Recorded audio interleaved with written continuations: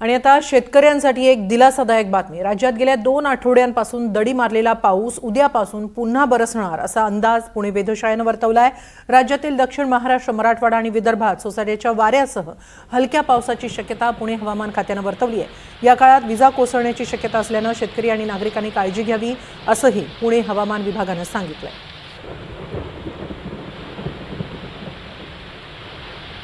मराठवाड्यातील काही ठिकाणी हलक्या ते मध्यम स्वरूपाच्या पावसाची शक्यता आहे। येलो अलर्ट काही डिस्ट्रिक्टसाठी दिला गेलेला आहे, परंतु तो मुसळधार पावसासाठी नाही आहे। तो सोसाट्याचा वारा असेल किंवा मग विजांच्या कडकडाट असा जो पाऊस पडतो त्यासाठी काही डिस्ट्रिक्टसाठी दिला गेलेला आहे। येणारे 4 ते 5 दिवस पावसाची शक्यता आहे, परंतु तो सर्वदूर नसेल, काही ठिकाणी पडू शकतो, काही ठिकाणी त्याचं प्रमाण खूपच कमी असणार आहे। आणि मुसळधार पावसाची शक्यता नक्कीच 5 दिवसांसाठी इंटेरियरमध्ये स्पेशली मध्य महाराष्ट्र आणि मराठवाड्यासाठी नाही। तर मुंबई वेधशाळेनेही राज्यासाठी पुढच्या 5 दिवसांचा हवामान अंदाज वर्तवलाय। या अंदाजानुसार राज्यात सलग 3 दिवस विदर्भ, मराठवाडा आणि पश्चिम महाराष्ट्रातील अनेक जिल्ह्यांना येलो अलर्ट देण्यात आलाय। 18 आणि 19 जुलैला पुणे, अहिल्यानगर, छत्रपती संभाजीनगरसह विदर्भातील काही जिल्ह्यांना येलो अलर्ट जारी करण्यात आलाय।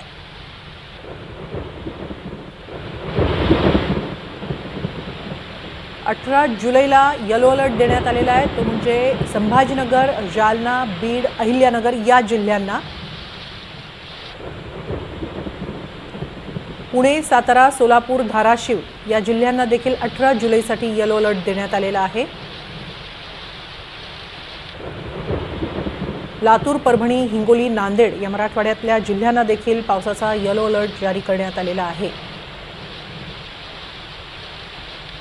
तर विदर्भात अमरावती, यवतमाळ, वर्धा, नागपूर या जिल्ह्यांना 18 जुलैसाठी येलो अलर्ट आहे।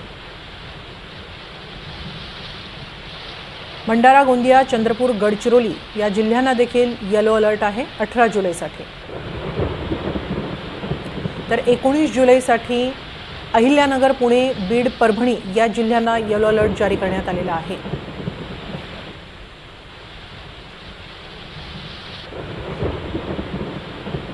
हिंगोली, अमरावती, वर्धा, नागपूर याही जिल्ह्यांना सलग दुसऱ्या दिवशी येलो अलर्ट जारी करण्यात आलेला आहे।